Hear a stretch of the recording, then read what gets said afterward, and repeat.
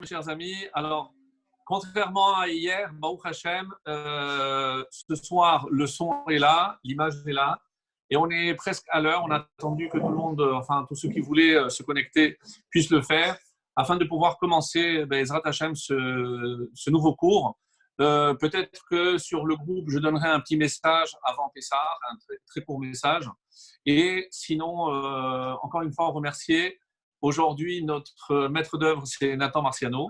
C'est lui qui nous a prêté sa connexion Zoom, donc illimitée, Baruch Hashem, et on aura, j'espère, pas d'incident technique cette fois-ci. Je vous avais promis qu'après la première fois, on verra comment les choses évoluent, et ça nous a permis donc de faire un deuxième cours ce soir pour mieux nous préparer à Pessah, même si on est un petit peu encore enfermé, même si on se sent encore à l'étroit comme en Égypte. Mais Baruch Hashem, je pense que c'est très important justement pour la préparation d'écouter les shiurim, les miens ou n'importe. On a le temps. Il faut évidemment aider à la maison pour la préparation physique de Pessah. Et ça, c'est la préparation, bien entendu, spirituelle. On va d'abord faire un petit résumé parce que je sais que malheureusement, hier, il y a eu quelques bugs et que le début du cours, en tout cas, n'a pas été écouté par la majorité. Je ne vais pas le refaire parce que ce serait trop long.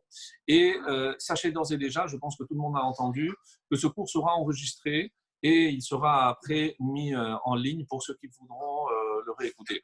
Et surtout qu'on laissera un petit temps à la fin de mon intervention pour les personnes qui voudront poser des questions. Donc, Nathan remettra le micro à tous les participants qui voudront poser des questions. Si c'est évidemment pas trop long, tout le monde ne pourra pas, hélas, prendre la parole. Voilà, donc un très, très, très bref résumé, puisque Ezrat Hashem, donc on va essayer de continuer sur la lancée d'hier. Hier, on avait expliqué un petit peu une des facettes de ce qu'on appelle les Aseret Makot, les 10 plaies. Alors, les 10 plaies, ce n'est pas simplement, comme on a entendu, que Hachem voulait montrer sa force dans le monde, mais c'est suite à une discussion qu'on peut supposer entre Moshe et le Pharaon, justement par rapport à la demande un peu étonnante de ces deux hommes, à Moshe et à Aaron, de laisser partir les Bnei Israël, qui étaient considérés comme évidemment la main-d'œuvre en Égypte, qui permettait l'essor économique donc, dans ce pays. Alors, juste après la démonstration que le peuple juif était différent des autres, et les 10 plaies, chacune à sa façon, a démontré cette distinction que le maître du monde le maître de la création avait voulu faire entre Israël et les autres nations, justement, lorsque Moshe, à travers ces 10 plaies, a réussi à démontrer que nous sommes différents déjà parce que les Béné Israël sont les descendants d'Abraham qui avait cette notion justement de surmonter la nature, Yitzhak, de se sacrifier, Messirut Nefesh, Yaakov, le réceptacle de la présence divine. Et justement, grâce à cela, on ne se mélange pas. On ne se mélange pas aux autres hommes et on a fait une coupure avec l'humanité qui avait chuté justement suite à d'abord au déluge, à la période du déluge, qui avait été notamment symbolisée par le meurtre, la violence. Ensuite, la tour de Babel, donc, qui incarne la Avodah Zara, et ensuite par la destruction des Sodomes, qui justement représente la débauche absolue. Donc, face à ces trois chutes, il y aura donc trois plaies suivantes, et la fin, c'est sur ça qu'on avait terminé, on avait dit que les trois dernières plaies étaient venues pour démontrer que Akadosh Baruch Hu, depuis la création, avait déjà prévu une distinction, une sélection, ce qu'on appelle Ségoula, à savoir que le peuple juif était déjà le but de la création, avant même la création, et tout ça renfermé dans le mot Bereshit. Bereshit bara, c'est pour Réchit que Hachem avait créé le monde. Et justement, la deuxième création, la deuxième parole de la création, rappelez-vous, c'était lorsque Hachem crée la lumière. Et par rapport à cette lumière, donc il y a eu l'obscurité. Et pour montrer que c'est Akadosh Baruch Hu, lui seul, qui a eu cette volonté et de créer le monde et de sélectionner le peuple juif, alors Moshe dira, cette dernière plaie qui correspond au mot Bereshit, et bien cette dernière plaie, il n'y a que Hachem, puisque c'est sa volonté de créer le monde, c'est lui tout seul qui pourra intervenir, et nous sommes arrivés donc à la dernière des plaies, c'était Makat Bechorot. Suite à Makat Bechorot, le pharaon est convaincu que ce peuple est véritablement différent, que ce peuple a quelque chose de particulier, et on essaiera ce soir de prouver justement, alors si c'est le cas, pour quelles raisons on a eu besoin de partager l'histoire avec les Égyptiens, que représente Mithraïm, lorsqu'on va essayer d'aller plus profondément, et lorsqu'il accepte cette vérité, alors Moshe va partir avec les bénis Israël, et le pharaon dira, alors bénissez-moi aussi. Et on a terminé hier sur cette notion-là, et j'ai posé la question qui va introduire celle de ce soir. Ben, s'il était convaincu, alors pourquoi Pharaon, lorsqu'ils vont arriver justement devant la mer morte, pourquoi le Pharaon va-t-il les poursuivre? S'il était convaincu qu'ils étaient différents, qu'il fallait les laisser partir, alors peut-être qu'il fallait donc à ce moment-là céder. Comment, lorsqu'il apprend que 7 jours après, nous sommes coincés face à la mer Rouge, pourquoi alors se lance-t-il à la poursuite des bénis Israël? Est-ce qu'il a changé d'avis? Alors, pour répondre à cette question, qui est une question assez difficile, il faudra d'abord expliquer du point de vue de ce que, parmi tant d'autres, le Rav Kook explique que dans le peuple juif, il y a on va dire, deux couches, deux dimensions. La dimension qu'on vient d'expliquer, c'est ce qu'on appelle la Ségoula. Qu'est-ce que c'est la Ségoula? C'est l'élection. Ram Ségoula, le peuple de l'élection. C'est-à-dire, peu importe le comportement du juif, peu importe le comportement des enfants d'Israël, un juif restera toujours un juif. Un juif est intrinsèquement relié à l'histoire du clan d'Israël. Il est, par sa naissance, justement, quelqu'un de différent des autres, qu'il le veuille ou qu'il ne le veuille pas. Vous allez me dire, oui, mais même si c'est en lui, et ça on le comprend tous, puisqu'il suffit de naître d'une mère juive pour être juif, même si le père ne l'est pas, comme si quelque part c'est la mère qui véhicule l'essence, la quintessence du peuple juif, c'est la Neshama. Donc cet enfant, c'est pas parce que le père n'est pas juif, il est juif à 100%. Il aura la Brit Mila, il aura tout, parce qu'il a la Neshama. Autrement dit, on voit là que c'est par la féminité, que c'est par la mère que la Neshama descend dans le corps du bébé. Donc ce bébé qui est juif, mais malheureusement, on peut imaginer qu'avec un papa peut-être qui ne partage pas ses rituels, etc., cet enfant ne va pas connaître sa tradition. Cet enfant peut-être ne fera rien. Alors même s'il est juif à 100%, comment va s'exprimer justement sa judaïté?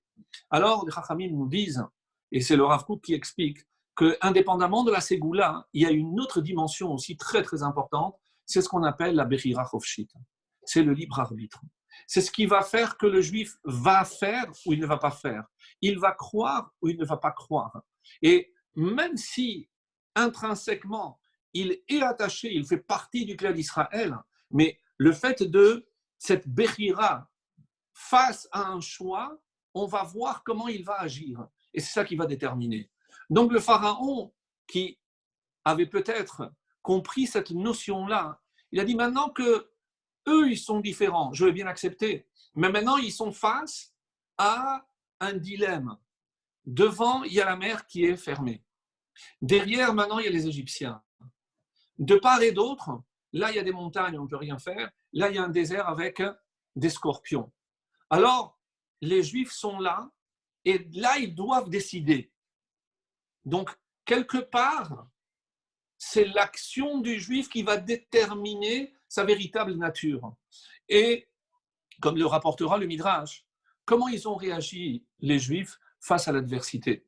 Alors, on aurait pu se dire, on se tourne tous vers Moshe et on attend que Moshe nous dise quoi faire. Non, là, le Midrash nous dit qu'il y a eu 4 groupes. 4 groupes. Alors, c'est sincèrement, si je vous laissais le temps, Et je vous dis, face à une difficulté, comment on réagit? Il y a grosso modo deux façons. Soit je me dis, je me bats contre l'adversité, ou alors je me laisse aller. Les pessimistes et les optimistes. Donc on va commencer par les pessimistes. Qu'est-ce qu'ils se sont dit? Il a dit, pour mourir entre les mains des Égyptiens, pour mourir entre des scorpions et à la mer, alors on se jette à la mer et on se noie. Autrement dit, le suicide. Quoi? Ils ont pensé à ça? Ben oui, il n'y a pas de choix. Plutôt que de se faire tuer par nos ennemis, eh ben, on se tue. Un petit peu à l'image de ce qui s'est passé à Masada. Ensuite, la deuxième catégorie. Alors, eux, ils se sont dit, tout est bloqué, qu'est-ce qu'on fait? On se rend et on retourne en Égypte. Eh bien, c'est tout ce qu'on connaît. On a essayé, ça n'a pas marché. Donc, pourquoi mourir? Plutôt rester, retourner en arrière, admettre qu'on s'est trompé et on sera encore en Égypte. Ça, c'est les deux du camp des pessimistes. Eux, ils se sont dit, ou on se tue, ou on retourne en esclavage entre les Égyptiens, finalement peut-être. Alors, réfléchissez à ce que je suis en train de dire, mes amis. Parce que face à l'adversité, eh ben, je vais maintenant transformer la phrase, même si elle est un petit peu dure, mais ce n'est pas très grave. Donc, on est à distance et comme vous n'avez pas encore la parole, je peux me permettre. Eh bien, si c'est trop difficile, maintenant qu'on est en Israël, il y a peut-être toujours la possibilité de retourner en exil. Là-bas, il y a toujours un moyen de s'arranger. Ici, en Israël, c'est très difficile. Et je peux vous le dire, c'est vrai. C'est vrai que c'est difficile. Mais est-ce que ce n'est pas peut-être ça qui fait qu'on apprécie plus ce qu'on va acquérir? Donc, le retour en exil, c'est une option qui est restée un petit peu gravée depuis la sortie d'Égypte. Très bien. Ça, c'est le camp des pessimistes. Voyons les optimistes. Alors, on n'a peut-être pas les moyens, mais qu'est-ce qu'ils se sont dit? Eh bien, on va se battre. Eh bien, on se retourne. Tout ce qu'on a, on a des bâtons, on va se battre. Pourquoi on va se laisser faire? Ça y est, ça fait deux siècles qu'on se laisse faire. Alors non, maintenant, on va prendre des choses en main. Si on doit mourir, mais au moins, ce sera en se battant. Bien, ça c'est le troisième camp. Et le quatrième camp, ce qu'on va appeler le camp des religieux. Ils se sont dit, nous on va rester là et on va prier. Et on va prier. Alors, on ne comprend pas. Et Moshe dans tout ça, alors Hachem parle à Moshe et lui dit, mais qu'est-ce que tu es en train de crier? Et lorsqu'on lit le texte de la Torah et on lit la phrase, comment Hachem annonce ce qui va se passer, eh bien, c'est assez curieux. Parce que pour ceux qui disaient on va se jeter à la mer, qu'est-ce qu'il leur dit? Attendez, ne bougez pas. Les restez et vous allez voir ce qu'Hachem va faire pour vous. Donc, Hachem a répondu au premier groupe. Au deuxième groupe, qu'est-ce qu'il a dit? Ceux qui voulaient retourner, vous savez, comme vous avez vu l'Égypte, vous ne verrez plus jamais l'Égypte. Restez là, ne retournez pas en Égypte parce que ce que vous avez vu, vous ne reverrez pas. Donc, réponse à ce groupe-là. Ensuite, à ceux qui voulaient se battre, qu'est-ce que Hachem il a dit? Hachem ilachem lachem. Vous n'aurez même pas à vous battre. Hachem va le faire pour vous. Hachem ilachem lachem. Et ceux qui voulaient prier, ve'atem tacharishum. Et vous, taisez-vous. Alors, je ne comprends pas. Qui avait raison? On ne peut pas se suicider. On ne peut pas se battre. On ne peut pas prier. Et on ne peut pas on ne peut pas retourner en Égypte. Alors, on fait quoi? Aucune des quatre solutions est la bonne. Alors quoi? Qu'est-ce qu'on fait? Alors, il y a une cinquième. Parce que toutes ces quatre que je viens de dire, à part ceux qui voulaient peut-être se battre, eh ben, tout le monde se trompait. Il ne fallait surtout pas se tuer, il ne fallait pas se battre, il fallait continuer. Et qu'est-ce qu'il va faire? C'est un homme qui va ouvrir la voie. Cet homme, vous le savez, il s'appelle Nachshon ben Aminadav. Nachshon, le début de son nom, c'est Nachash. Nachash, c'est évidemment le serpent, celui qui veut nous détourner. Mais Nachash, nous disent les Chachamim, c'est aussi la même valeur numérique que Mashiach. C'est-à-dire, pour se battre contre le Nachash, il y a le Mashiach. Et qu'est-ce que Nachshon nous a démontré? Cette volonté de continuer d'agir. Et c'est là où se joue le libre arbitre. C'est-à-dire le libre arbitre lorsque je sais, est-ce que je vais faire le bon choix? Si je fais le bon choix, mes amis, qu'est-ce qu'on est en train de nous dire? Si je fais le bon choix, Hachem ouvrira la mer. Hachem ouvrira la voie pour que la voie soit droite, qu'on puisse continuer à avancer sans se préoccuper de ce qui va se passer. Alors, de là, on comprend quelque chose de très important. C'est que peu importe la nature profonde de chaque juif, la réaction qu'on va avoir face à une situation qui nous dépasse, c'est ça qui va déterminer notre véritable nature. Et ça, c'est peut-être ce que le Pharaon avait compris.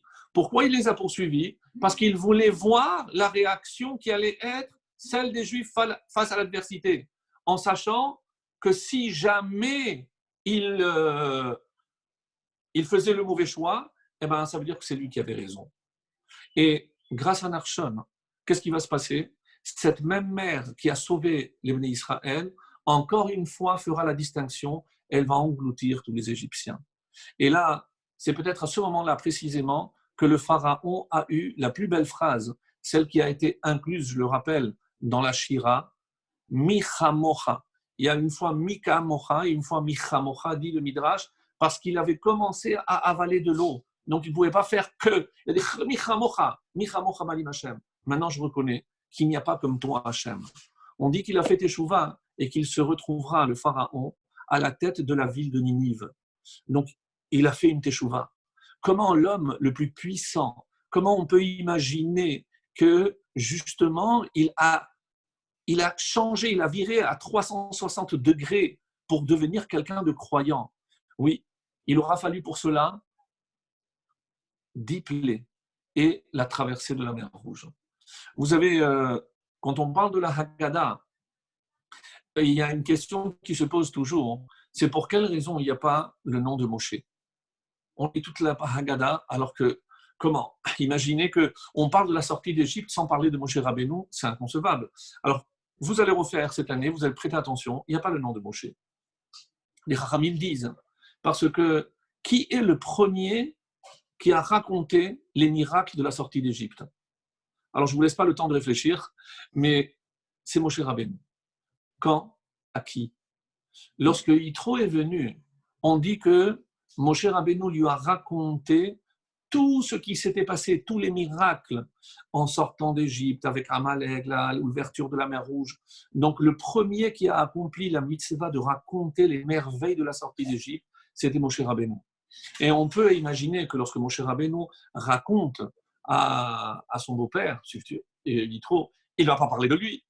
Donc, nous, on s'inspire de Moshe, et si lui-même, évidemment, il n'était pas question qu'il se mette en avant en parlant de lui, alors on respecte cette volonté. Et même lorsque les Chachamim, plus tard, fixeront le texte que nous avons de la Haggadah, donc on s'est inspiré de ce que Moshe avait fait, et on n'a pas prononcé, par humilité, pour laisser la place à Akadosh Baruch Hu. Donc ça, c'est une réponse que j'ai trouvée extrêmement belle par rapport à ce fait que Moshe Rabbeinu n'est pas cité dans la Haggadah. Alors, on va continuer. Donc, parce que, encore une fois, si, comme j'ai mis en avant le fait que le peuple juif est différent par nature, alors, d'où vient cette différence? Comment comprendre qu'un juif, peu importe, et même lorsqu'il va faire des efforts pour vouloir agir comme les autres, eh bien, quelque part, il ne peut pas changer sa nature profonde, parce qu'au fond de lui, il y a toujours cette distinction. Alors, vous savez, il est écrit comme ça, c'est un texte magnifique que je vous lis dans la Masechet Nida. Masechet Nida nous dit, justement, par rapport à la création de l'homme,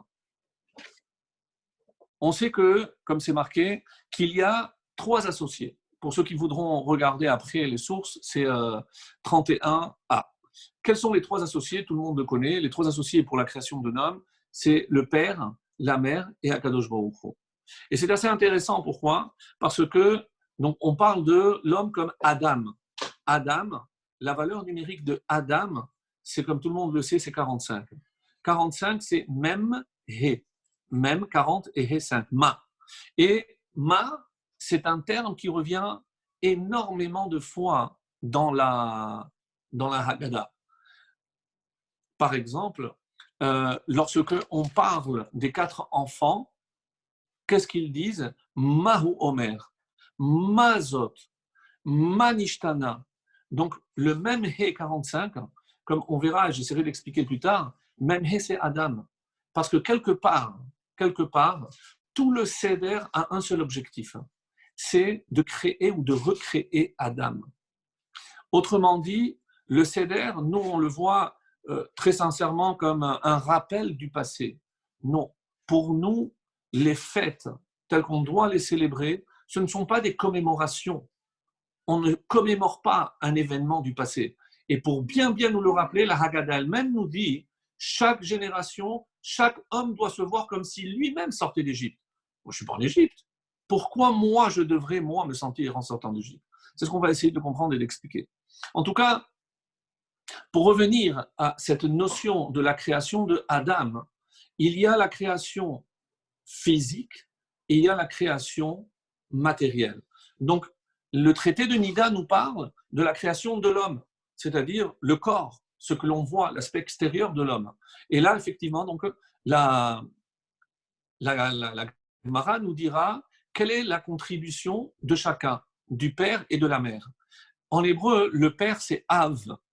Av, c'est le Aleph et le Bet. 1 et 2, c'est 3. Ça, c'est la participation du père. M, c'est le Aleph, c'est 1, et même, c'est 40. C'est 41. 41 et 3, c'est 44.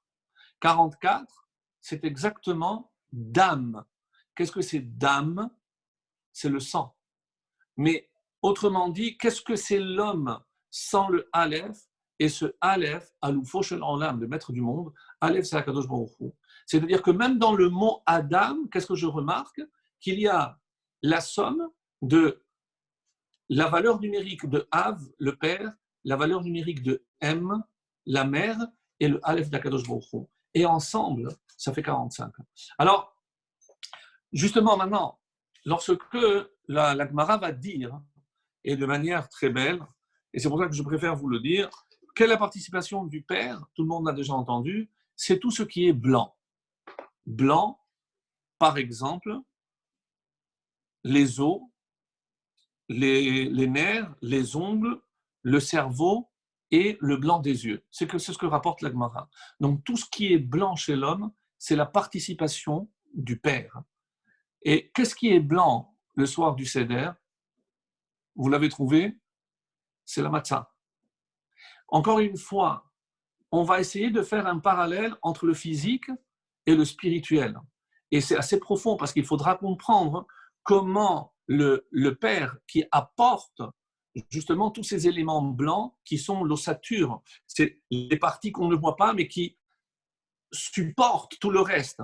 La mère apporte ce qui est rouge, c'est-à-dire tout ce qui va au-dessus, tout ce qui va recouvrir ce qu'on vient de dire. Par exemple, et c'est comme ça que la Gemara dit, la peau, la chair, les cheveux, curieusement aussi, viennent de la mer, et le noir, shechor shelaïm, la partie noire, l'iris. Donc, s'il y a le blanc qui vient du père, le noir, la couleur de l'œil, vient de la mer. Alors, ça, c'est la participation de chacun. Mais qu'est-ce qui manque, mes amis? Là, on a quasiment tout le corps, mais il faut la fonctionnalité du corps. Nous, on a souvent tendance à dire, si l'homme donne le blanc, la mère donne le rouge. Donc, le soir du Seder, il y a 3 mitzvot essentiels. Je ne donne pas tous les détails. Quels sont les essentiels d'après essentiels par rapport au fait que c'est toujours bon, Nathan? Tout le monde m'entend, c'est bon? C'est bon, Rav. C'est Fais-moi si. qui avait, sans faire exprès, partagé, mais c'est pas grave, c'est bon. Parfait. Alors, donc, si, encore une fois, le père donne tout ce qui est blanc, la mère donne ce qui est rouge, et je n'ai pas encore précisé ce que Akadosh Baruch Hu donne, mais j'ai dit qu'il y avait 3 mitzvot essentiels le soir du Seder. Et par rapport à ces mitzvot-là, on sait très bien qu'elles sont presque considérées comme, même si le temple existait. C'est-à-dire, Manger la matzah, un kazaït de matzah, c'est de oraïta. Tout le monde doit manger la matzah. Maintenant, combien de grammes, etc., je ne rentre pas dans les détails, mais en sachant que ce n'est pas 30 grammes en fonction de la grosseur, de l'épaisseur, ça peut être 20 grammes. Et les personnes qui ont une difficulté peuvent la mouiller. Bon, ça, c'est juste pour rappeler. Mais tout le monde doit goûter la matzah. C'est une obligation de la Torah le soir du Seder. Les 4 coupes, même les personnes qui ont des difficultés, eh bien, ils mélangeront, ils mettront du jus de raisin, etc. Mais les 4 coupes, vous avez remarqué la couleur de la matzah? Blanc. La couleur du vin? Rouge. Blanc, le père. Rouge, la mère. Incroyable. Et qu'est-ce qui reste? La participation d'Hachem. Quelle est la 3e obligation que nous avons tous le soir du Seder? Ce n'est pas le charoset qui est des Rabbanan, ce n'est pas le maror, ce n'est pas la ficomane qui remplace le korban Pessah, c'est la principale. Vehigadta lebincha. Tu transmettras à ton fils. Mes amis, parce qu'on ne transmet pas que le corps. Lorsque je raconte les merveilles de la sortie d'Égypte, qu'est-ce que je suis en train de raconter, de transmettre à mon fils? C'est son identité, d'où il vient. Si on ne sait pas d'où on vient, on ne sait pas où on va. Il faut connaître notre origine. Il faut savoir pourquoi Hachem nous a mis en Égypte. C'est ce qu'on va essayer de comprendre. Mais avant tout, et pour ne pas oublier, qu'est-ce que Hachem apporte à l'homme? Alors écoutez bien, parce que c'est magnifique. Ce serait peut-être le terme d'un cours. Mais là, comme il y a d'autres choses et on se concentre beaucoup plus sur Pessah, mais je vous lis ce que la Gemara dit en hébreu. Qu'est-ce qu'Hachem il donne? Le ruach. Ruach, c'est tout ce qui est émotion. Donc le cœur fonctionne, donc il peut battre, mais il y a les émotions, ce qu'on ressent. Ça, c'est le ruach. Et vous savez que très rapidement, sans rentrer dans le détail, dans ce qu'on appelle les énergies qui gèrent le monde, les énergies aussi qui pénètrent l'homme, il y en a 10. Comme les 10 paroles de la création, comme les 10 plaies, comme les 10 paroles du Sinaï. C'est évidemment une allusion à ce qu'on appelle les Esser Séphirot. C'est les 10 Séphirot, les 10 flux, les 10 énergies. Et dans ces énergies, il y en a 3 qui sont intellectuelles. Chochma Binadarat, c'est les 3 matzot. Et 7, c'est les 7 éléments que nous mettons sur le plateau. Vous compterez 6. Et le plateau qui est Malchut, le 7e. Donc, en tout, le plateau, les 6 choses qui sont dessus, plus les 3 matzot, il y en a 10. 10 comme les 10 séphirotes. Pour nous rappeler justement cette énergie qui doit nous construire. Qu'est-ce qu'Hachem nous envoie? Le roi. La Neshama. La Neshama, c'est cette partie profonde qui est censée nous laisser toujours connectés avec Akadosh Baruch Hu. Ça, c'est la Neshama. Neshama, c'est Nunshama. Là-bas, il y a 50. Les 50 portes qu'il y a là dans le ciel, c'est comment un homme doit s'élever. Klaster Panim, c'est justement le visage, l'image qu'on a. Et c'est tellement important quand on voit par exemple un tzaddik, on voit qu'il a une aura particulière, ce visage. Mais d'où vient cette lumière? Comme la Torah décrit Moshe Rabbeinu avec une lumière du visage. C'est Klaster Panim. C'est comme si le visage était rayonnant. Et bien d'où vient cette lumière? Ça aussi c'est Akadosh Baruch Hu. Reiyat ha'ayin. Le père a donné le blanc et la mère a donné le noir. Mais ce qui permet à l'œil de fonctionner, c'est Akadosh Baruch Hu. C'est parce que, et pourquoi c'est Hachem qui nous donne la vue? Parce qu'Hachem, il veut qu'on voit le monde comme il nous le demande de voir. C'est-à-dire pas avec un œil uniquement extérieur, qu'on soit capable de traverser la matière et de voir l'essence qui se cache à l'intérieur de chaque chose. Shmiat Ozen.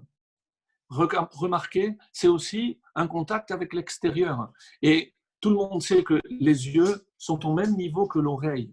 Parce que pour avoir une image complète de ce qui m'entoure, je dois d'abord entendre et voir avant de juger. Dibour P. Une fois que j'ai vu, une fois que j'ai entendu, je peux parler. La parole est un don divin. C'est extraordinaire, mes amis. Parce que c'est ce qui fait de nous des médaber. Ensuite, Roler Raglayim. Il marche sur ses pieds. C'est curieux. comment imaginer que c'est Hachem qui nous permet cela? Parce que c'est à double sens. Holer raglaïm, c'est-à-dire pourquoi Hachem nous a donné des jambes pour marcher, Holer, pour avancer. Parce qu'on n'est pas comme des anges qui stagnent. Hachem attend de nous qu'on avance. Regardez l'évolution entre un bébé, un enfant, un adolescent, un adulte. On avance. Le fait, c'est de savoir vers où on avance. Ça, on verra plus tard. Bina vehaskel, c'est aussi le discernement et l'intellect. C'est-à-dire cette faculté de réfléchir, elle vient d'Akadosh Baruch Hu. Alors, lorsqu'on voit tout ce que Hachem apporte à l'homme, comment imaginer qu'on va faire fi de ce don extraordinaire? Et c'est pour ça que je voulais véritablement le lire.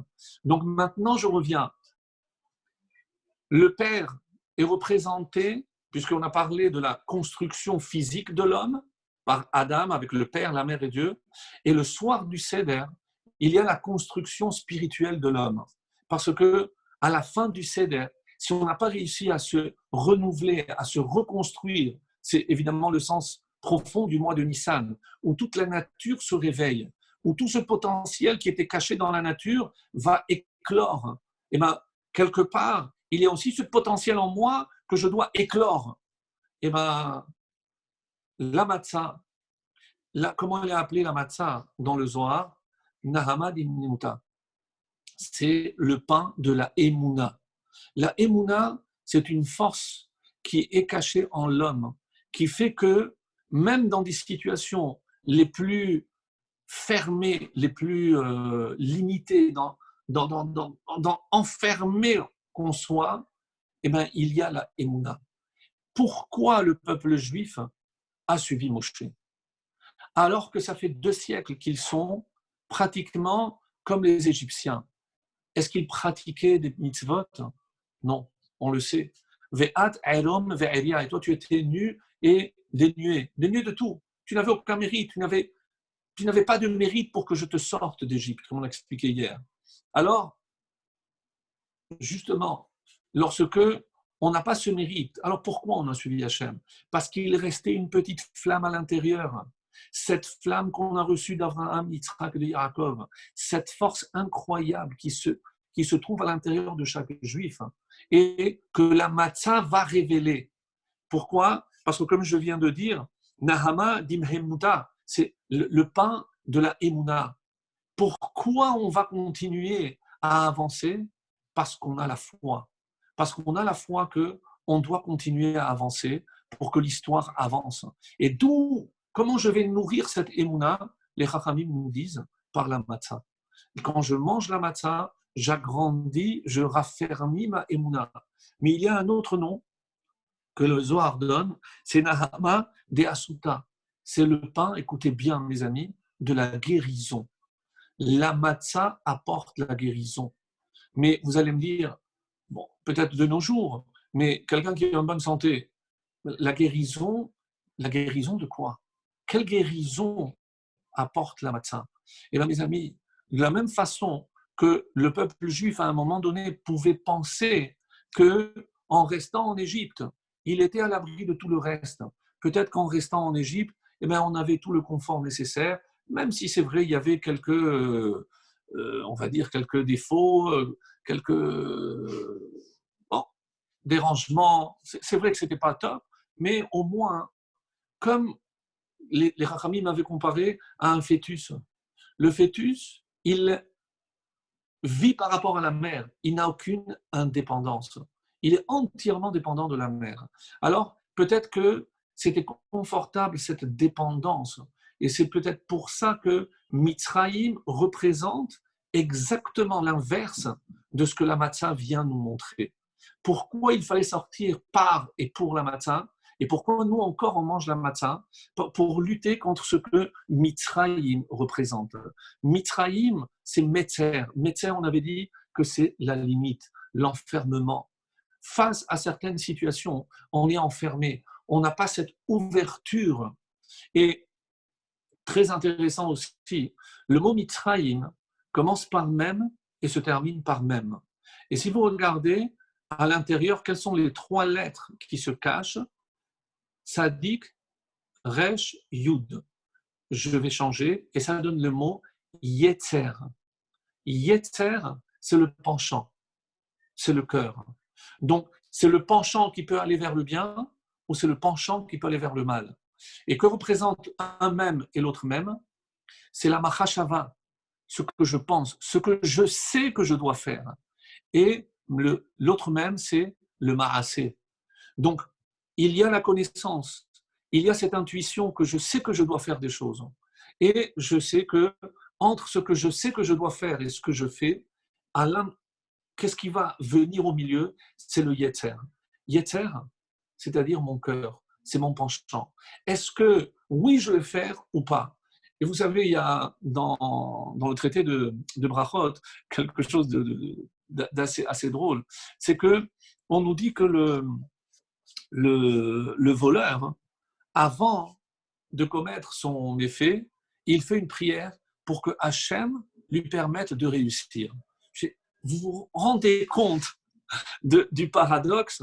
Il est en train de prier à Hachem pour qu'il réussisse à voler. Mais comment c'est possible? Comment on peut vivre dans un tel paradoxe? Comment prier à Hachem pour qu'il m'aide dans le mal, puisque je suis en train de faire le mauvais choix? Comme s'il y avait chez l'homme une sorte de schizophrénie. Et il y a ce que je sais, mais il y a ce que je fais. Je sais que ce n'est pas bien de voler, mais maintenant que je veux voler, alors je demande à Hachem de m'aider. Est-ce qu'on n'est pas tous un petit peu comme ça? Est-ce qu'à l'intérieur de chaque juif, il n'y a pas cette sorte de dichotomie? Alors, par exemple, lorsque on est dans l'étude, lorsqu'on est dans la prière, on est connecté avec la spiritualité, c'est magnifique, parce qu'on sait qu'on doit se connecter avec Hachem. Et là, on est dans un monde spirituel, bien inspiré. Mais que se passe-t-il, mes amis, dès que je quitte la Sina, dès que je quitte le Beth Midrash, je vais dans le travail. Et dans le travail, et je vais demander, d'abord, je vais prier pour que je réussisse dans le travail. Mais est-ce que c'est un travail toujours honnête? Est-ce que ce que je fais, il n'y a pas un peu de tromperie? Est-ce qu'il n'y a pas un peu de vol? Mais je peux. Donc, nous, on se moque du voleur. Mais est-ce qu'on ne ferait peut-être pas la même chose? C'est la question qu'il faut se poser, mes amis. Ne pas croire que si l'Agmara a donné cet exemple, c'est pour que l'on comprenne qu'on peut tous s'identifier à ce voleur. Où il y a le juif spirituel et le juif matériel. Que représentait Mitzrayim? Vous savez comment la Torah appelle Mitzrayim? La nudité de la terre. Aervat haaretz. Que veut dire d'abord Aervat, la nudité de la terre? Alors la nudité de la terre, c'est lorsque je prends la terre et j'enlève tout ce qu'il y a dessus. C'est comme si je la mettais à nu. Qu'est-ce qui reste? Évidemment, vous avez trouvé. C'est que la matière. C'est que la matérialité. Donc, encore une fois, Mitzrayim représente le summum de la matérialité, à tel point qu'il n'y avait aucune forme de spiritualité. Il ne comprenait pas, dans la demande de Moshe Aaron, que le peuple aille servir Dieu. Il pouvait imaginer qu'il y avait des hommes, mais que tout le monde serve Dieu, c'est quelque chose qui était incompatible. Pourquoi? Parce que même s'il y a une poignée de religieux, excusez-moi le mot, mais on ne peut pas tous être religieux, on ne peut pas tous servir Dieu. Ça n'existe pas, cette notion où tout le monde a une connexion avec la spiritualité. Et il fallait aller précisément, mes amis, en Égypte. En Égypte qui représentait le summum de la matérialité. Pourquoi? Pour trouver les forces nécessaires d'apporter cette étincelle qui était en nous, pour être capable d'allumer cette étincelle. Et cette étincelle, il n'y a que le peuple juif qui l'a. Remarquez, regardez, toutes les religions qui sont venues, elles sont venues après nous. Elles s'inspirent tous, et toutes ces religions s'inspirent du peuple juif, de son message.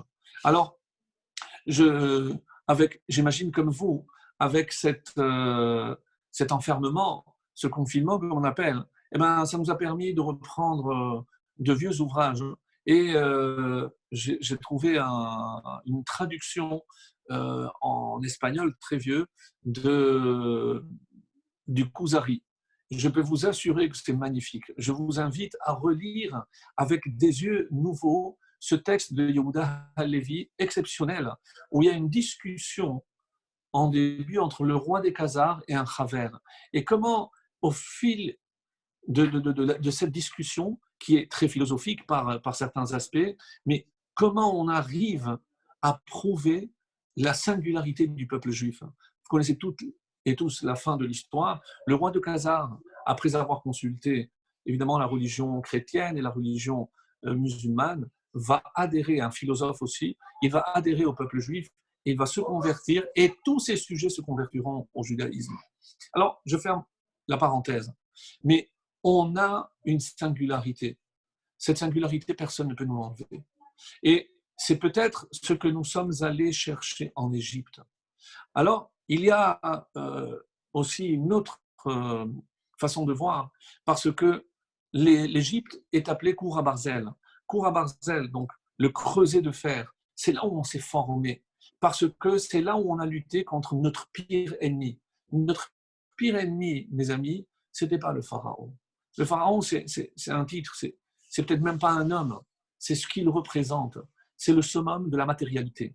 C'est se laisser engloutir par la matérialité. Alors que nous savons pertinemment que Hachem renouvelle tous les jours la création, l'acte de la création. Mais bon, le monde n'est pas créé tous les jours. Il a créé pendant 6 jours. Comment j'affirme tous les matins qu'il renouvelle l'acte de la création tous les matins? C'est pas possible. Le monde est déjà créé. Oui. Alors, qu'est-ce qu'il renouvelle, mes amis? C'est ce flux sans lequel le monde ne tiendrait pas. Et la Chassidoute donne cet exemple que j'ai déjà donné et que j'aime beaucoup. C'est comme si quelqu'un jetait une pierre. Alors, vous voyez à travers la fenêtre une pierre monter. Vous ne criez pas au miracle. Vous savez qu'il y a une force qui l'a jetée. Et vous n'êtes pas ni prophète ni devin, mais vous savez qu'à un moment donné, cette pierre retombera. Parce qu'il y a la gravité, parce qu'il y a l'annihilation des forces, etc. On peut même savoir à quel moment ça va s'arrêter. Mais une chose est certaine, c'est qu'est-ce qu'il faudrait pour que cette pierre ne tombe jamais? C'est que je sois capable de donner une impulsion suffisante pour traverser jusqu'à quitter, évidemment, l'atmosphère. Ça existe, d'ailleurs. Mais ce que je veux dire par là, c'est que si tout ce qui nous entoure continue d'exister, c'est parce qu'il y a une énergie, il y a un flux continu d'Akadosh Baruch Hu. Mais qu'est-ce que Mitzrayim a fait? Mitzrayim a enfermé, a voilé. Qu'est-ce que Mitzrayim a voilé? Vous avez trouvé? C'est la présence divine. Quand je parle de spiritualité, je peux parler aussi de présence divine. Comme s'il voulait nier qu'il y a une force qui se trouve derrière tout ce qui existe. Autrement dit, quand le texte des prophètes nous dit que le pharaon se prenait lui-même pour Dieu, c'est une façon de nier qu'il existe une force autre que celle de l'homme. Pas parce que lui était plus fort que les autres, mais parce qu'il était l'homme le plus puissant, comme on l'a expliqué déjà hier. Mais une chose est certaine, et c'est ça, qu'est-ce que finalement l'Égypte a enfermé? La Shekhina, la présence divine. Donc, si c'est l'Égypte qui a enfermé la présence divine, s'il y a un peuple qui était capable de révéler la présence divine, et si ce peuple c'est Israël, qu'est-ce qui lui restait à faire? Aller précisément là où la présence divine était cachée, était voilée, pour la révéler, pour la dévoiler. Mes amis, vous avez compris ce qu'on est allé faire en Égypte. Et ce n'est pas simplement en Égypte, parce que aujourd'hui, on continue à célébrer le Seder, on continue à célébrer Pessah. Qu'est-ce que ça veut dire? Que quelque part, dans le monde entier aujourd'hui, c'est un grand Égypte. Le monde entier aujourd'hui est l'Égypte. Et pourquoi Hachem a créé l'exil? Qu'est-ce qui est marqué? Pour aller chercher, comme la Chassidoute le dit très bien, l'ivror et tanitzotzot, pour aller faire le tri de toutes les étincelles. Qu'est-ce que ça veut dire? Qu'est-ce que ça veut dire? Alors, la première lecture, c'est pour aller découvrir les étincelles qui se trouvent chez des personnes. De qui on parle? Des convertis. Donc, pourquoi Israël a été dispatché dans les 4 coins? La Gemara ne veut pas qu'on pense que c'est une punition. on n'a pas été puni en allant en exil. On avait une mission en exil. Et si je dis qu'il y a une étincelle divine à l'intérieur de l'homme, ce qui va donner après un converti, qu'est-ce que je suis allé faire? Révéler le sacré, révéler la présence divine, parce que la présence divine est partout. Donc nous avons une mission, c'est révéler le sacré. D'après la Chassidoute, ce n'est pas simplement comme une lecture simple aurait pu le dire, c'est récupérer toutes ces étincelles qui sont éparpillées chez les futurs convertis. Non, nous avons une mission. Et cette mission consiste à prouver à l'humanité tout entière qui aujourd'hui c'est comme un grand Égypte. De la même façon qu'Hachem nous a envoyés en Égypte, qui était cette grande puissance pour révéler la présence divine, pour révéler la spiritualité, pour révéler le sacré. Qu'est-ce que Hachem attendait du peuple juif dans les 4 coins du monde? C'est précisément qu'on soit capable de révéler la présence divine. Parce que la présence divine est partout dans le monde. Donc nous avions une mission. Et quand est-ce que cette mission a pris fin? C'est la différence entre la galoute et la Géoula. La galoute, c'est, comme vous le savez, l'exil, ce que je viens de décrire, et la Géoula, c'est la délivrance. Pessah symbolise ce passage, c'est-à-dire il y a un moment donné où on doit aller vers notre histoire. Une fois qu'on a révélé, on a trié, on a élevé ces étincelles, on va vers la Géoula, on va vers notre avenir. Et notre avenir, mes amis, c'est la présence divine qui est ici en Israël. C'est pour ça que, comment se termine la Haggadah? Leshana haba'a b'Yerushalayim. Quel rapport? Mes amis, quel rapport? Je suis en exil, je suis bien ici, j'ai tout ce qu'il me faut. Oui, mais il ne faut pas oublier quel est évidemment l'objectif. Quelle est la finalité de l'exil? Et ça, c'est extrêmement important. Parce que si on traverse toute la Haggadah, et maintenant, je peux expliquer ce que je voulais expliquer. La matzah, c'est le pain non seulement de la émouna, pour qu'il renforce notre émouna, dont on a besoin, parce que lorsque tout est couvert, lorsque tout est caché, j'ai besoin d'une force qui me permette de sortir de cette obscurité. Ça s'appelle la émouna. Et c'est pour ça que la matzah représente cette force-là. Qui transmet cette force à son fils? C'est le Père. Le Père, par l'enseignement de la Torah, c'est lui qui va enseigner au fils justement à avoir cette émouna. Alors, après, il y a la coupe du vin. C'est curieux parce que d'après la halakha, la matzah, je dois la manger une fois. Mais la coupe du vin, il y en a 4. Il y en a 4. Comme si le rôle de la mère était plus long. Et effectivement, il est plus long, parce qu'il y a plusieurs étapes. Qu'est-ce que la mère transmet alors? Vous voulez savoir? Qu'est-ce que la mère transmet? Qu'est-ce que cette coupe de vin, lorsque je bois, qu'est-ce qui change? Le vin me pénètre. Il y a une question qui a été posée aussi très intéressante. Pourquoi ces 4 coupes doivent être faites avec du vin? On aurait pu choisir peut-être une autre boisson. Alors, vous connaissez tous et toutes cette histoire de ce petit orphelin. La mère avait envoyé chez le Rav pour poser une question avant Pessah. Et quelle était sa question? Ma maman demande si on peut faire le seder avec 4 coupes de lait. Alors le Rav regarde ce petit garçon et il lui dit « Attends-moi ici ». Il rentre dans la cuisine. Sa femme avait déjà commencé à cuisiner. Il prend un sac, il commence à mettre du vin, il commence à mettre du poulet, et il sort et lui dit « Voilà, apporte ça à ta mère ». Et le petit part. La femme lui demande « Je ne comprends pas, tu n'as pas répondu à la question. Est-ce qu'on peut faire la mitzvah avec le lait ?» Alors qu'est-ce qu'il a répondu? Il lui a dit « S'ils ont envisagé de faire avec du lait, ça veut dire qu'ils n'ont même pas de viande. » Donc évidemment, il n'est pas question de laisser un juif, surtout une veuve avec des orphelins, ne pas pouvoir manger de la viande le soir du seder. Donc il y a la question, il y a l'interprétation, et il y a surtout la finesse du Rav pour comprendre qu'est-ce qui se cache derrière. Donc pourquoi pas du lait? Pour le lait, on a la réponse. Mais on aurait pu choisir. Alors, les Rachamim ont trouvé quelque chose de très beau, toujours avec les gématriotes. Comme vous savez, ça fait longtemps qu'on n'a pas fait de gématriotes. Alors, je l'ai fait pour vous et j'ai trouvé cette année magnifique. Il y a Kos Yayin, un verre de vin. Il y en a 4, Arba Kosot. Donc, Yayin, c'est 70 et Kos, c'est 86. Donc, ça nous donne 156. 156, et il y en a 4. Donc, 156 multiplié par 4, ça fait 624. Et quel est le mot qui correspond à 624?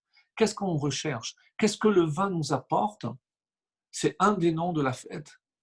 C'est pas Matzah, c'est pas Pessah, c'est la fête de la liberté. Si je prends le mot Cherut, liberté, la valeur numérique, c'est 624. C'est-à-dire que celui qui a compris pourquoi il boit les 4 coupes, c'est lui qui atteint la liberté. Mes amis, de quoi il se libère? De quel enfermement? De Mitzrayim, de la matérialité. Et en quoi la mer, puisqu'on a dit que la matzah représente le père, le blanc, le vin rouge représente la mer. Et qu'est-ce qu'elle transmet, la mer? Si je dis que le père transmet la Torah, alors qu'est-ce qu'elle transmet, la mer? En hébreu, il y a un mot, cheshek, l'envie. Parce que qui c'est qui est? Le père dit ce qu'il faut faire. Mais qu'est-ce qu'elle dit, la mère? Comment il faut le faire?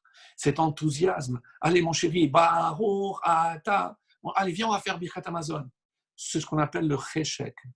Et c'est vrai que le vin aide à... C'est l'homme qui se montre toujours, lorsqu'on a bu un peu, plus enthousiaste. Parce que Hachem ne veut pas de petits robots. Hachem ne veut pas qu'on fasse les choses parce qu'il faut les faire, parce qu'on les a apprises et parce que c'est comme ça qu'on les fait. Non.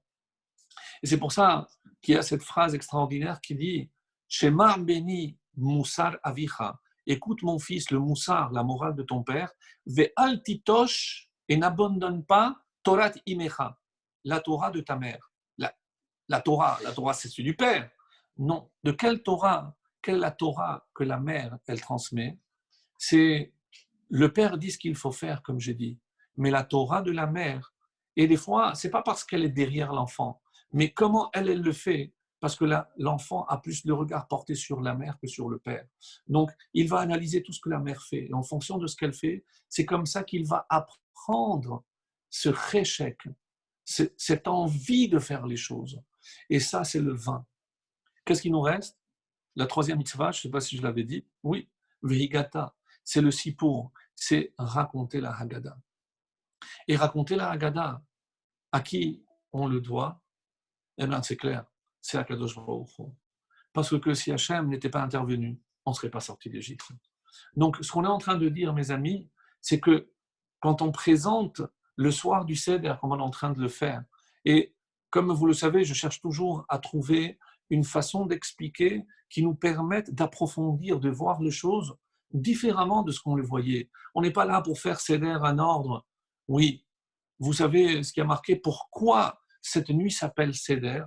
Parce que depuis l'exil, le dernier, je parle de la destruction du deuxième temple, et on est rentré, on est dans un monde qu'on appelle le monde du Tohu. Le monde du Tohu. Et on rentre après la destruction dans le tikkun du Tohu, la réparation. Le Tohu, ce n'est pas le vide. Le Tohu, tout est là, mais tout est en désordre. Le peuple juif, c'est celui qui doit ramener l'ordre dans le monde, mettre les choses à leur place, dire et expliquer En od milevado, vous n'avez pas compris que ce ne sont pas les médecins qui soignent, que ce ne sont pas les financiers qui décident. Vous n'avez pas compris que ce n'est pas ceux qui sont au haut de l'échelle qui décident. Eh bien, des fois, Hachem nous envoie des signes pour nous le rappeler. Mais si Hachem doit intervenir, mes amis, c'est peut-être que nous, on n'a pas fait. C'est peut-être que nous, à force d'être dans cette forme d'exil, dans ce Mitzraïm, eh bien, on a continué à vivre dans ce mode de pensée, dans ce mode où on a confondu la galoute et la Géoula. La Gola et la Géoula. La Gola, l'exil, et la Géoula. Vous savez qu'entre le mot Gola et Géoula, il y a une seule lettre de différence, c'est le Aleph. Aleph, c'est la présence divine. C'est-à-dire, on a oublié ce qu'Hachem voulait de nous. On peut se trouver en dehors d'Israël. On peut traverser l'histoire en priant, en étudiant. Mais peut-être qu'on a oublié quelle est la finalité de l'histoire. La finalité de l'histoire, c'est révéler la présence divine sur terre. Alors, et comment? En racontant tout ce qu'il a fait. Et quel plus bel exemple que la Haggadah. On se demande pourquoi Kolam Mosif, tout ce qui rajoute encore des commentaires, il est digne de louange. Et quoi, toute la nuit on va rester? Et bien quoi? Et ben les 5 sages qui étaient assis à Bnei Brak, ne croyaient pas qu'ils connaissaient l'histoire. Et il a fallu que les élèves viennent leur dire, c'était déjà le matin, mes amis, il faut déjà prier. C'est-à-dire qu'eux, ils ont traversé la nuit. Eux, ils ont traversé l'exil. Parce que pour traverser l'exil, c'est en montrant que Hachem est présent. Et peut-être qu'on l'a oublié. Peut-être qu'à force de croire en Pharaon, en la force et la puissance de l'homme, on a oublié que c'était Hachem qui dirigeait. Regardez aujourd'hui. C'est un rappel pour tout le monde. Un rappel un petit peu à l'instar des 10 plaies, un rappel pour toutes les nations, pour tous les hommes puissants de la planète, qui aujourd'hui sont impuissants, mais aussi pour nous. Parce que peut-être que nous, on n'a pas accompli notre rôle. Peut-être que nous, on n'a pas joué justement ce rôle qu'il fallait jouer. Et ce n'est pas parce qu'on a manqué de Emouna, non. Peut-être parce qu'on a oublié quelle était la finalité.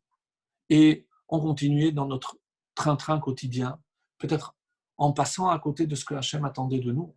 Mais vous êtes mes ambassadeurs. C'est à vous de montrer à tous les humains que c'est moi qui dirige le monde. Eh bien, vous ne l'avez pas fait.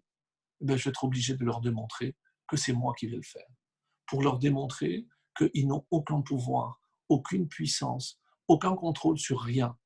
Et malheureusement, cette période est en train de nous le démontrer. C'est quand même curieux que ça arrive entre Purim et Pessah, entre 2 délivrances, une délivrance physique et une délivrance spirituelle. Comme je l'avais dit, rappelez-vous, il y a le 15 Shevat, il y a le 15 Adar et il y a le 15 Nissan. Pour ceux qui se rappellent, il y avait 3 étapes. Le 15 et le 15. Abraham, Yitzhak et Yaakov.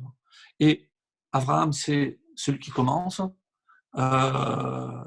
Yitzhak, l'intermédiaire, et Yaakov, celui qui apporte les fruits. Donc, qu'est-ce que cela prouve? 3 fois 15, mes amis, c'est quoi? C'est 45. C'est la construction de l'homme se fait en 3 étapes. Et quelles sont ces 3 étapes?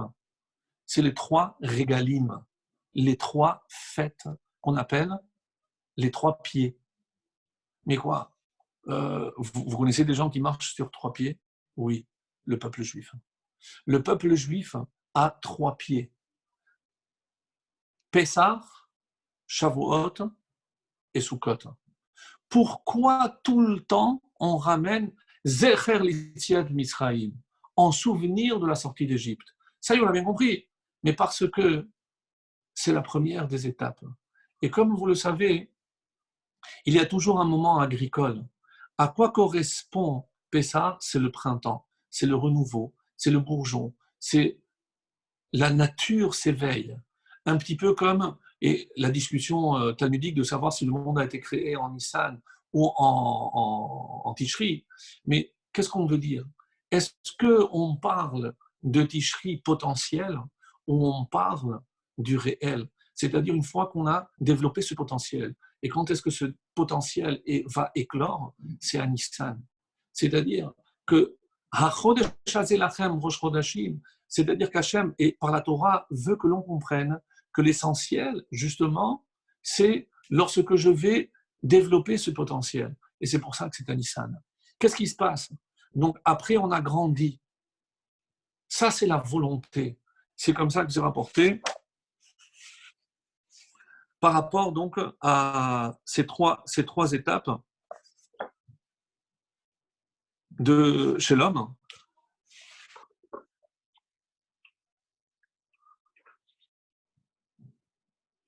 Donc, il y a 3 étapes essentielles dans la vie d'un homme. Et on va commencer à conclure avec ça. D'abord, qu'est-ce qui fait qu'un homme, on sent qu'il a mûri? C'est lorsqu'il commence à vouloir des choses. Et c'est comme ça que les Rachamim m'expliquent, c'est la décision. C'est lorsqu'on est capable de décider, c'est déjà un signe de maturité. Je veux ceci, c'est-à-dire, je veux un objectif, se donner une finalité, qu'elle soit bonne, peu importe, mais ça fait partie de la construction de l'être. Et vous voyez encore une fois que ça revient à ces trois étapes. C'est la décision de vouloir aller de l'avant. Et bien ça, c'est Pessah. Pourquoi? Parce que on ne sait pas où on va. On ne sait pas qui est Hachem. Ça fait 2 siècles qu'on est entouré de matérialité. Mais Moshe se présente, nous dit on y va. On a pris la décision. On a pris la décision et tellement c'est beau que c'est rapporté par le prophète Jérémie. Je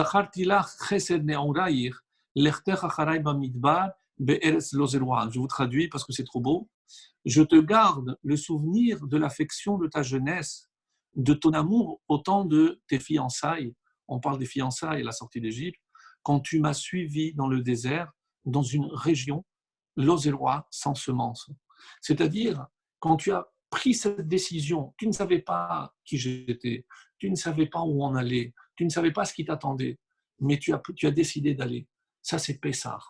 C'est lorsqu'on a cette volonté, et grâce à quoi, je l'ai dit, l'Aïmouna. Savoir prendre une bonne décision, c'est faire preuve de Emouna. Et c'est pour ça que c'est indispensable de raffermir cette Emouna comment? En mangeant la matzah. Celui qui ne mange pas la matzah ne pourra pas recevoir ce flux, cette force de vouloir continuer jusqu'à l'année prochaine. Sauf si le Mashiach vient, évidemment. La deuxième étape, une fois que j'ai pris cette décision, c'est quand vous présentez à un enfant 2 glaces, il va prendre les 2 glaces. Faites l'expérience, donnez-lui une 3e. Qu'est-ce qu'il va faire? S'il est un peu sage, il va mettre une dans la bouche pour libérer une main, sinon il va commencer à s'arranger pour savoir comment. Pourquoi? Qu'est-ce qui lui manque? La compréhension. La compréhension que lorsqu'on a une décision à prendre, décider, c'est aussi savoir renoncer. Renoncer, c'est savoir dire non. Savoir que si on a pris ce chemin, c'est qu'on ne peut pas prendre l'autre. Donc, et pour ça, il faut une maturité, une compréhension.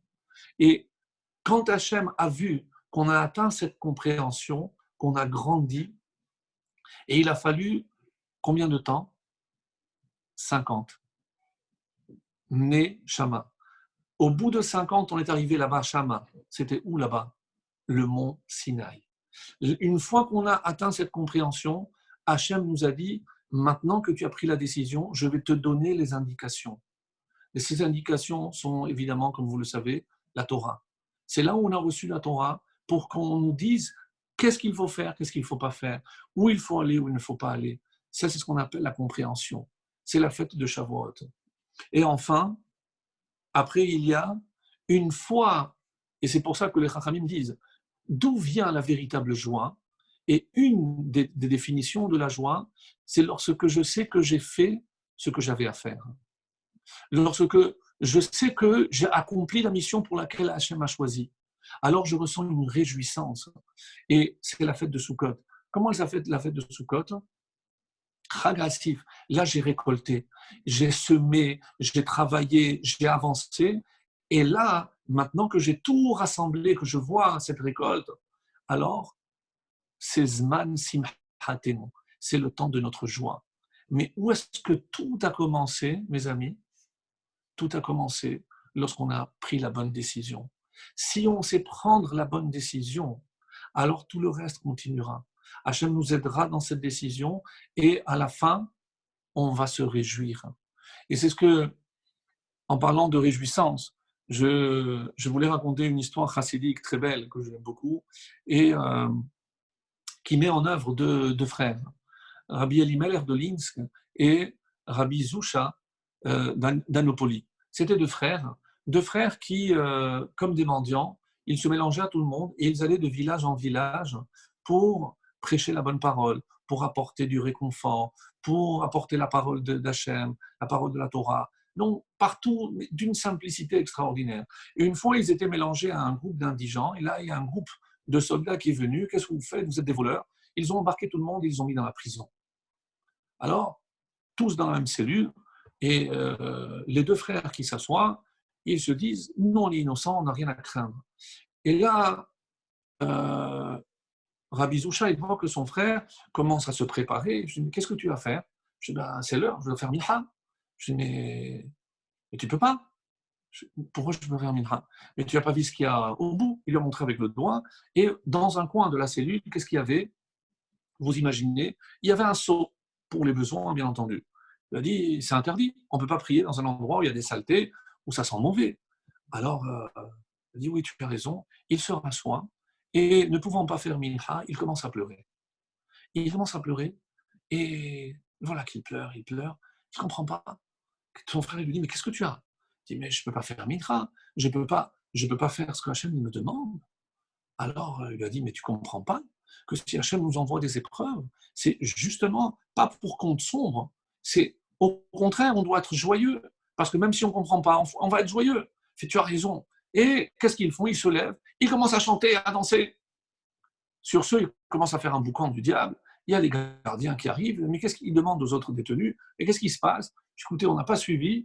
Ils ont commencé à montrer le seau là, et après, ils se sont levés, ils ont commencé à chanter, à danser. Ah, c'est à cause de ce seau? Alors viens, on l'enlève.